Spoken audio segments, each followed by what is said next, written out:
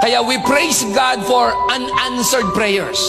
Nagpapasalamat tayo kay Lord, madalas hindi ginagawa ng Diyos. You prayed for healing, the person died. You prayed for makapasa ka, bumagsak ka. You prayed and you claimed na madil mo yung business, makuha mo yung dapat, hindi nangyari. Now this is the reason why many are disappointed to God.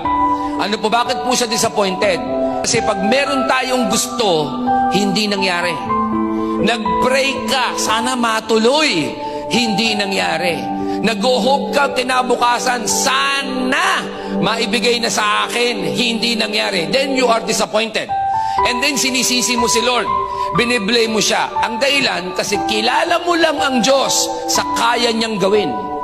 Pero pagkakilala mo talaga ang Diyos, dapat kilala mo rin ang Diyos sa hindi niya gagawin.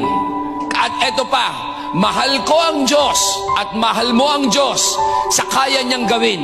Pero ito pinakamatindi, mas minamahal ko ang Diyos sa mga bagay na hindi niya ginagawa sa akin. And because of that, I have learned the true meaning of trust. Na nagtitiwala ako sa iyo, Panginoon, hindi dahil sa gagawin mo. At nagtitiwala pa rin ako sa Lord kahit na hindi mo gawin. Kasi mas alam mo hindi ang better, ang alam mo ay ang best. Alam mo, ang hinihintay lang naman ng Diyos, sabihin mo sa Kanya, Panginoon, I still trust you, I still love you, I will still pray, I will still worship, and I will still serve. Kahit hindi mo ibigay, ang mahalaga, ikaw ang mahalaga sa buhay ko.